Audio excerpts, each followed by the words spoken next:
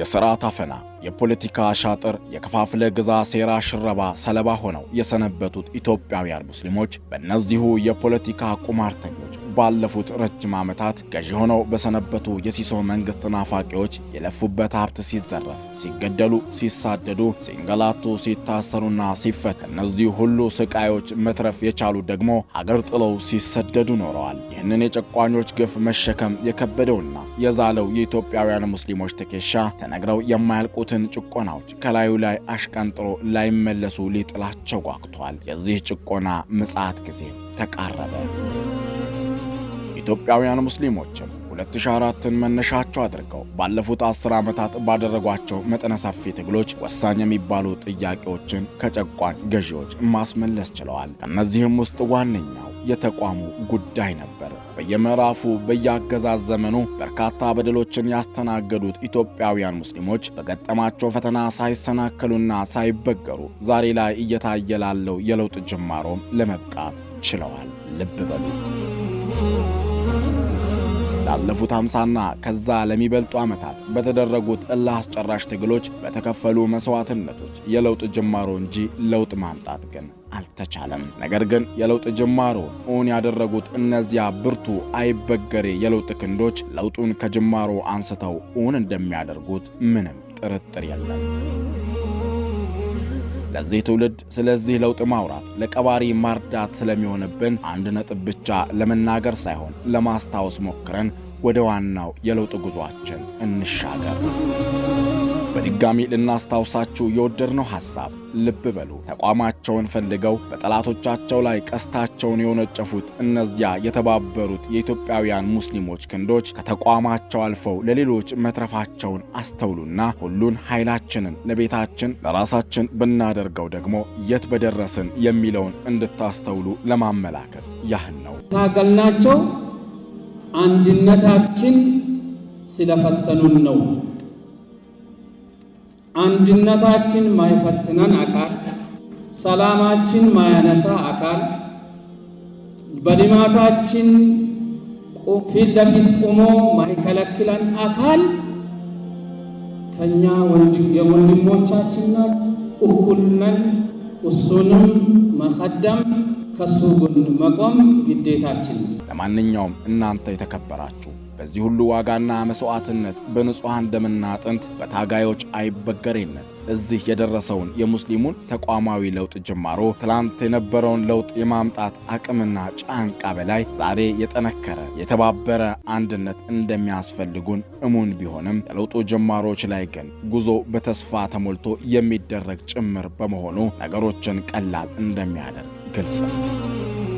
የአዲስ አበባ ከተማ እስልምና ጉዳዮች ጠቅላይ ምክር ቤት ከመጀመሪያው አድካሚ የትግል ምዕራፍ ወደ ሁለተኛውና ከባዱ ለውጡን የማስቀጠል ተልዕኮ በቀጥታ መሻገሩን የሚያመላክቱ በርካታ ተግባራትን እየከወነ ይገኛል። ጠቅላይ ምክር ቤቱ ለሙስሊሙ ለውጥ ስንኮፍ የሆኑ ችግሮችን በመንቀል ሳንካ የነበሩትን ከመንገዱ በመጥረግ የጀመረው የተቋም ማሻሻያ ወይም ሪፎርም ላይ ብቻ ሳያተኩር ጎን ለጎን የለውጥ ሥራውን ወደ ሁሉም የአዲስ አበባ ክፍለ ከተሞች ለማድረስ እያሳየ ያለው ጥረት የሚበረታታ ከዛም አልፎ በሁሉም ባለድርሻ አካላት የሚደገፍም ጭምር ነው። ምክር ቤቱ አሁን ባለው ተጨባጭ ተቋሙ ውስጥ ተንሰራፍቶ የሰነበተውን ከበድ ያለ የአሰራር ብልሹነት እየለየ ከስር ከስር ውዝፍ ጉድለቶችን በማረምና ዘላቂ የአሰራር ስርዓት በመዘርጋት ላይ ይገኛል። ከነዚህም ስራዎች ውስጥ በተገቢው መልኩ ይሰሩ የነበሩ ነባር ሰራተኞችን በሚፈለገው ቦታ ላይ አሰማርቶ ለውጡን እያስቀጠለ ያለው የከተማው ጠቅላይ ምክር ቤት ሙያቸውን አክብረው ያከናውናሉ ብሎ ከያሉበት አፈላልጎ እንዲመጡ ያደረጋቸውን አዳዲስ ሙያተኞችን በመቅጠር ውስጣዊ አሰራርን ማሻሻልና ገጽታ ግንባታን የተመለከቱ ተግባራትን የሥራ ሰዓትና ቀን ሳይገድበው እያሰራም ይገኛል። በተለይም ምክር ቤቱ የለውጥ ሥራውን በጀመረ ሰሞን ይሰማበት የነበረውን ያልተገባ የስም ማጥፋት ተግባርና የተዛቡ ግምቶችን በመስበር ከሁሉም የማህበረሰብ ክፍል ጋር ሊያቀራርቡ የሚችሉ ችግር ፈቺ ተግባራትን እየከወነ ይገኛል። በዚህ ረገድ አሁንም ጠንካራና ዘላቂነት ያለው ሥራ መስራት እንዳለበትም ምክር ቤቱ ያምናል። ይህ ብቻ ሳይሆን የምክር ቤቱን ሁለንተናዊ ለውጥ ለማረጋገጥ በከተማችንና በመላው ሀገራችን የሚደረጉትን ተቋማዊ ለውጦችና ለውጡን እውን ለማድረግ የሚሰሩ ስራዎች ተጠናክረው መቀጠል ያለባቸው ሲሆን በዚህ ሂደቱ ውስጥ የሚኖሩ ማናቸውም ባለድርሻ አካላት እንዲሁም ተሳታፊዎች ሚናቸውን በአግባቡ ሊወጡ ይገባል።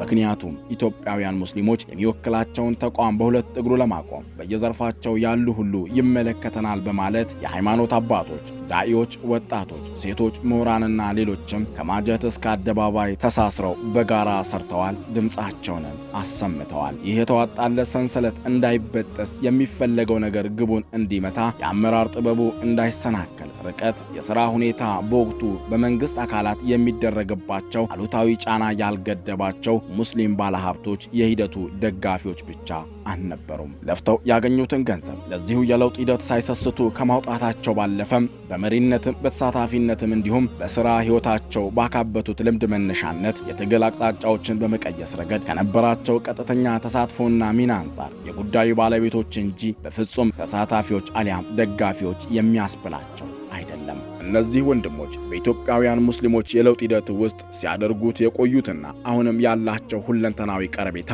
ለቤተሰቦቻቸው ከሚሰጡት ትኩረት ጋር ተነጥሎ የሚታይ አይደለም። ሙስሊሙ ማህበረሰብ ባገኘው አጋጣሚ ሁሉ የሚያመሰግናቸውና ኩራቱ እንደሆኑ የሚናገርላቸው የዚሁ ለውጥ ባለቤት ስለሆኑ ብቻ ሳይሆን ለኡማው ጥቅም ከሚያስገኙ ስራዎች ባሻገርም በሀገራዊ ተሳትፏቸውም ኢትዮጵያን በመደገፍ በማቅናትና በማስቀጠልም ፊተኞች መሆናቸውንም ማንም የማይክደው ሐቅ ነው። የሀገራችን ኢትዮጵያ ታላላቅ ፕሮጀክቶች ሲሰሩ ስማቸው አብሮ የሚጠራው እነዚሁ የሀገር ባለውለታዎች ናቸው። የሀገር ዋልታ የሆኑት ባለጸጋዎቹ የወንድም እህቶቻቸው ኩራት ምንጭ የሆኑትም በዚሁ አኩሪ ተግባራቸው ነው።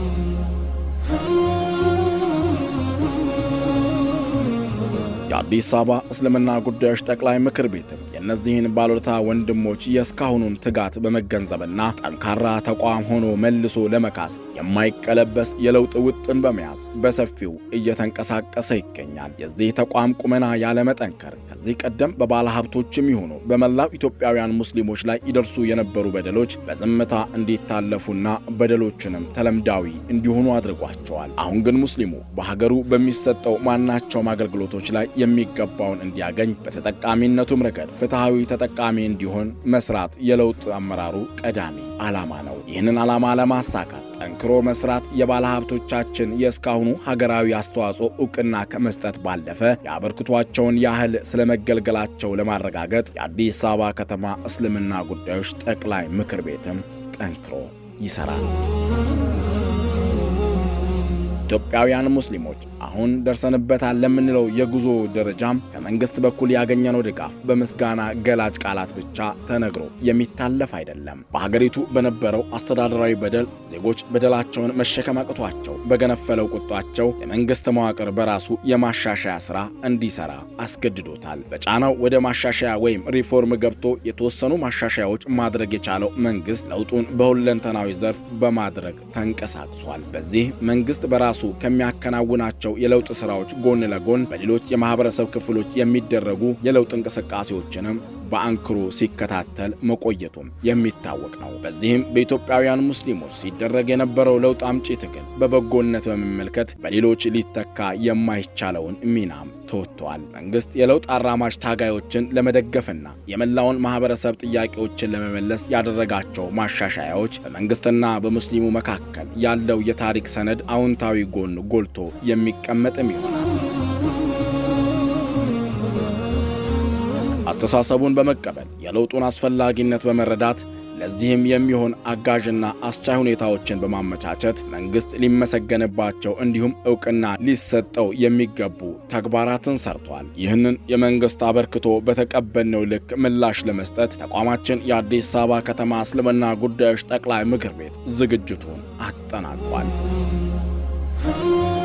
ለታላቁ ዓላማ ስኬት ለተረከብናቸውና ከቀደመው ጊዜ ጀምሮ ሲንከባለሉ የመጡ ጠቃሚ ተግባራት ቁርጠኛ ቀደም ተቀምጠዋል። በቀጣይ 5 ዓመታት ጠቅላይ ምክር ቤቱ ሊሰሩ ይገባል ያላቸውን 7 ፕሮጀክቶችን በእቅድ ውስጥም አካቷል። በታላቁ አንዋር መስጂድ እንዲሁም በአፍሪካ ህብረት አቅራቢያ የሚገነባው የነጃሺ መስጂድና ማዕከል ግንባታ በቀዳሚ 2 ሜጋ ወይም ግዙፍ ፕሮጀክቶች ውስጥም ተካተዋል።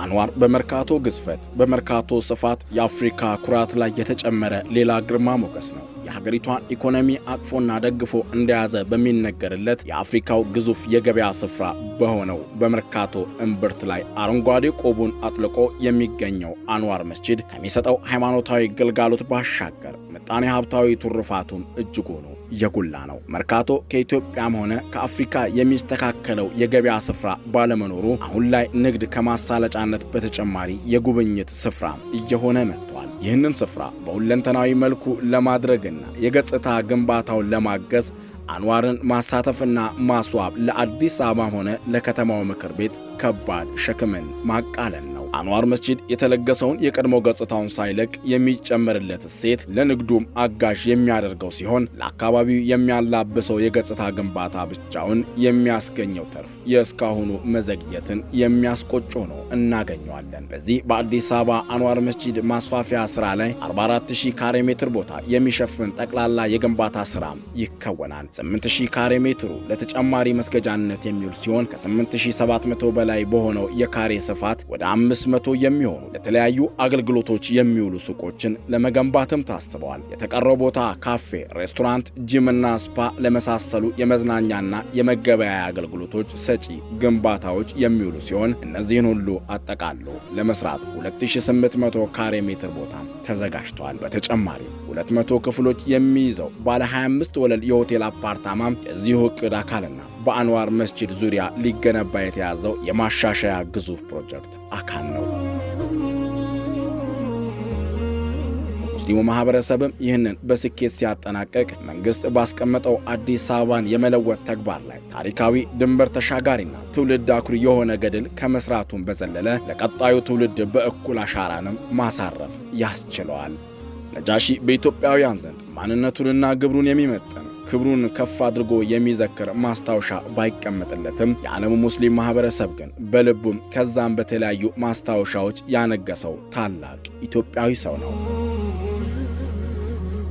የአዲስ አበባ ከተማ እስልምና ጉዳዮች ምክር ቤት ይህንን ታላቅ ማንነትና የፍትህ ተምሳሌት ተደርጎ የሚቆጠረው ሰው በወጉ ለመዘከር ለትውልዱ ታላቅ ለግለሰቡ ግን ከማስታወሻነት ያልዘለለ ሥራ ሊከውንለት በቅድመ ዝግጅት ላይ ይገኛል። ነጃሺ መስጂድና ማዕከል የትውልድን ስነ ልቦና መገንቢያነት፣ ሃይማኖታዊ ተልእኮ ማሳኪያነት ለማዋል የጠቅላይ ምክር ቤቱ ግዙፍ ሜጋ ፕሮጀክት ሆኖ ተቀምጧል። ይህ በ30,000 ካሬ ሜትር ቦታ ላይ የሚያርፈው ታሪካዊ የነጃሺ መስጂድና ማዕከል ግንባታ በውስጡ በርካታ አገልግሎት የሚሰጡ ማዕከላትን ያካትታል።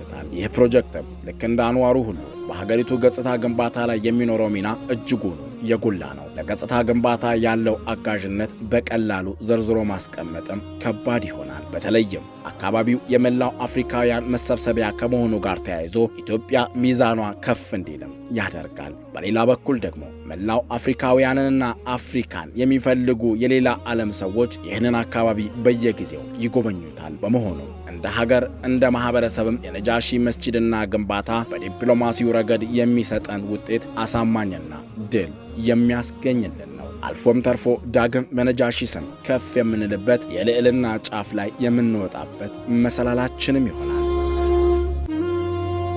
የአዲስ አበባ ከተማ እስልምና ጉዳዮች ጠቅላይ ምክር ቤት በማዕከል ደረጃ የመሰረተውን የለውጥ ሥራም ወደ ክፍለ ከተሞች አውርዶ እየሰራ ይገኛል። ይህንን ወደ ቀጣይ ጊዜ ለማሻገርና የአሰራር ስርዓቱን አስተሳስሮ ማዘመን እንዲያስችል የክፍለ ከተማ ተቋማትን የሚያጠናክር ባለ 4 ወለል ህንፃ በየክፍለ ከተማው ለመስራት የህንፃ ዲዛይኑ አስልቋል። እነዚህ ከመካከለኛ ፕሮጀክት የሚመደቡት 11 ባለ 4 ወለል ህንፃዎች እያንዳንዳቸው ከ25 እስከ 40 ሚሊዮን የሚደርስ የዋጋ ተመን ሊጨርሱ እንደሚችሉም ይገመታል። ሌላው በመካከለኛ ፕሮጀክት ውስጥ የተቀመጠውና ሊገነባ የታሰበው በቀደምቱ በኒ ኑር መስጂድ የሚሰራው ስራ ነው። ይህ ፕሮጀክት ከብዙ ዓመታት የሙግትና ከፍተኛ ወጪ በኋላ የተገኘውን ዕድል በመጠቀም የከተማችንን ሙስሊም የሚመጠን የመዲናዋንም የመዋቢያ ጌጥ ከመጨመር አንጻር ከግምት ገብቶ የሚሰራ ፕሮጀክት ነው። ፕሮጀክቱ ሚሊዮን ብሮችን የሚጠይቅ ሲሆን ግንባታው ሲጠናቀቅ በመዲናይቱ የስያሜዋን እውነታ የሚያስይዝ ተግባርና ፍጥነት እንደሚጨምርም ይታመናል። የአዲስ አበባ ከተማ እስልምና ጉዳዮች ጠቅላይ ምክር ቤት የሚያከናውናቸው ፕሮጀክቶች በሁሉም ክፍለ ከተሞች የከተማው አካባቢዎች ለማድረስ በሰሜን ጉለሌ፣ በደቡብ አዲስ አበባ ቃሊቲ፣ በማዕከላዊ ከተማዋ ክፍልና ወደ ሌሎችም አካባቢዎች ለማድረስ እየተንቀሳቀሰ ይገኛል። የከተማው ሙስሊም ማህበረሰብ ተወካይ መሪና ጠቅላይ ገዢ የሆነው የአዲስ አበባ ከተማ እስልምና ጉዳዮች ጠቅላይ ምክር ቤት የለውጥ ግስጋሴው በእነዚህ ብቻ አይገታም። ሌላ ከእቅዱ አልፎ ተተግብሮ ሊታይና ሙስሊሙን ማህበረሰብ በመንፈስ ከተቀረው የከተማው ነዋሪ ጋር ደግሞ በማህበራዊ አገልግሎትና በውበት የጋራ ጥቅም ሊያጋራ የታለመለት ጥቁር አንበሳ አካባቢ የሚገኘው መስጂድ አንዱ ነው። መስጂዱ እንደ ሌሎቹ ተቋማት በሁሉም ረገድ ሙስሊሙን ከመጥቀሙን ባሻገር ለስመ ውቧ አዲስ አበባ ሌላ የተግባር ውበት መገለጫዋ ይሆንላታል። ይሄ ደግሞ ሌላኛው የፕሮጀክቶቹ አንዱ አካል ሲሆን የክቡራን የሰው ልጆችን ገላ አቅፎ የያዘው የጉለሌው መካነ መቃብር ስፍራም የግንባታው እቅድ ነው። መካነ መቃብሩ ትኩረት በመነፈጉና አስፈላጊው እንክብካቤና ጥበቃ እየተደረገለት ባለመሆኑ የሙታን ሬሳ በዳዋ እንዲሸፈን ሆኗል። ይህንን ጸያፍ ነገር ከማስወገድ ጀምሮ አካባቢውን ለአይን ማራኪ አድርጎ ለማስዋብ እቅዱ ውስጥ ያካተተው የለውጡ ገስጋሽ የአዲስ አበባ ከተማ እስልምና ጉዳዮች ጠቅላይ ምክር ቤት ዘለቄታዊ መፍትሄ ሊሆኑ የሚችሉ የጽዳትና የውበት ስራዎችን ከመከወንም ባሻገር በመካነ መቃብሩ ይዞታ አመቺ በሆነው ስፍራ ለተለያዩ ግልጋሎቶች የሚውሉ እጅግ ውብና መጣኝ የሆኑ ግንባታዎችን ለመስራት አልሟል። ይህ መሪ ተቋም ለመሪ እቅዱ ስኬት ከመልካም ሐሳብ ጀምሮ ሙስሊሙ አጠቃላይ በመሳጅዶችና በመካነ መቃብሩ ለሚሰሩ ትልልቅ ፕሮጀክቶች የሚጠበቅበትን ሊያደርግ ይገባል።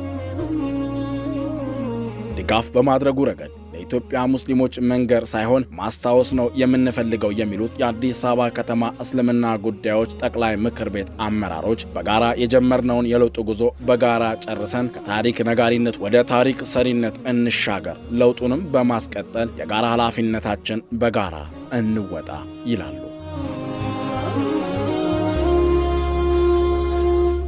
እኛ ማለት ይህንን የሁላችንን ርብርብ የሚጠይቅ የክንድ ብርቶችን አንድነት የሚፈልግ የቆራጥ ውሳኔ ሰጪዎችን እምነት የሚሻ ከአድማስ ባሻገር ያለውን ብሩህ ተስፋ መመልከት የሚችል የንስር አይን ባለቤቶችን የበጎ ሐሳቢና የቅን ሰዎችን ይሁንታ የሚጠይቅ ነው። ስለሆነም ከሙስሊሙ አልፎ የሀገሪቷ የጀርባ አጥንት የሆናችሁ ባለሀብት የህልም እውን እንዲሆን እጃችሁን ያለ ስስት ትዘረጉ ዘንድ በእውቀት የገሰገሳችሁ ወገኖች ደግሞ እውቀታችሁን ያለመታከት ለዚህ ፕሮጀክት ስኬት ታበረክቱ ዘንድ የተቀራችሁና የሚመለከታችሁ አካላት ደግሞ በያላችሁበት ያላችሁን ሁሉ ትሰጡን ዘንድ ጠየቀን። እርሶ ምን በማድረግ ኃላፊነቱን ብሎም እስላማዊ ግዴታውን ሊወጡ አስበዋል?